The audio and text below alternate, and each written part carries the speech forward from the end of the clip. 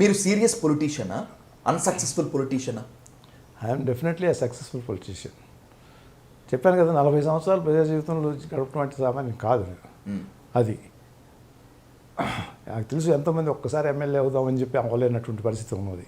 అటువంటిది నేను 5 సార్లు గెలిచి 2 సార్లు పార్లమెంట్లో కూర్చొని రావటము, ఇట్లా అధ్యయనం చేయటము, ఇట్లా సహాయం చేయటము అంటే ఇక అందరూ అన్ని జీవితాంతము పదవిలోనే ఉండి ఆ పదవిలో ఉండి ఆ పదవిని మళ్ళీ కాపాడుకోవడం కోసం అన్ని రకాలైనటువంటి ఎత్తులు పై ఎత్తులు వేసుకుంటూ, లేకపోతే డబ్బులు ఖర్చు పెట్టుకుంటూ, లేకపోతే అన్ని రకాల వాటికి రిసార్ట్ అవుతూ ఉండటం సక్సెస్ అనుకుంటే నేను. Sir, that's my question to. ఈ రాజకీయాల మీద విరక్తి పుట్టి మీరు విశ్రాంతో విరమణ తీసుకున్నారా, లేకపోతే సంతృప్తిగానే మీరు విరమణ తీసుకున్నారా? అంటే ఇది నేను చెప్తున్నాను మీకు, అధికారము అనేటటువంటిది రాజ్యం చేయటం అనేటటువంటిది ఒక అదృష్టం. ఓకే, దానికి అవకాశం వస్తే పారిపోకూడదు. ఓకే, ఆ రకంగా ఒక రకంగా నాకు ఇన్ని సంవత్సరాలు ముఖ్యమంత్రి చేయలేకపోవచ్చు, కానీ మిగతా విషయాల్లో నేను 10 మందికి సహాయపడేటట్టుగా. అయితే పెద్దగా మార్పులు గిర్పులు చేసామా, లేకపోతే వీటిల్లో అని అంటే అది ఆ రోజుల్లో రామారావు గారు ఉన్నప్పుడు సాధ్యం అయిందేమో. నా మాట చెల్లుబడయ్యి కొన్ని విషయాల్లో, ముఖ్యంగా హెల్త్కి సంబంధించినటువంటి విషయంలో కానివ్వండి, ఎడ్యుకేషన్ సంబంధించిన విషయంలో, పాలసీస్లో అనేక సార్లు, గ్రామాలకు సంబంధించినటువంటి డెవలప్మెంట్ల విషయంలో, అనేక వ్యవసాయానికి సంబంధించినటువంటి విషయంలో, లిఫ్ట్ ఇరిగేషన్, అట్లా నా యొక్క ప్రమేయం ఉంది. డెఫినెట్గా నేను ఇన్ఫ్లుయెన్స్ చేయగలిగాను.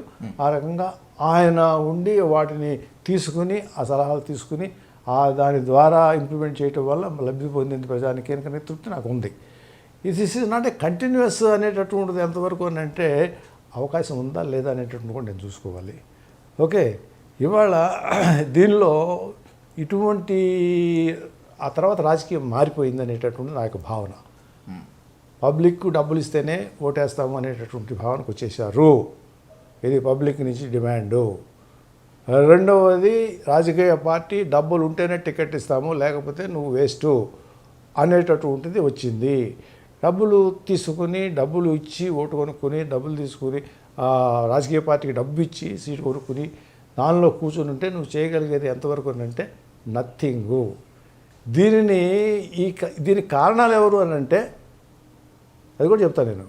దీనికి కారణాలు అంటే పబ్లిక్ ఒకటే కాదు, దీనికి కారణాలు ప్రధానంగా బాధ్యత వహించవలసినటువంటిది మీడియా. ఓకే, మీడియా దొంగలు చేరారు దాంట్లో. వాళ్ళ చెప్పు చేతల్లో వాళ్ళ పనుల కోసమే ప్రభుత్వాన్ని మేమే నడుపుతున్నాం అనేటటువంటి భావంతో వాళ్ళు బయలుదేరారు. వాళ్ళు తప్పుగా చెప్పరు, తప్పును ఒప్పుగా చెప్పడానికి ప్రయత్నం చేస్తారు. వాళ్ళకి ఏదైనా లబ్ధి పొందితే అప్పుడు వాళ్ళు బయటకు వస్తారు. అది నాకు సాధ్యం కాల. వాళ్ళని తృప్తిపరచడం అనేది నాకు సాధ్యం కాలేదు.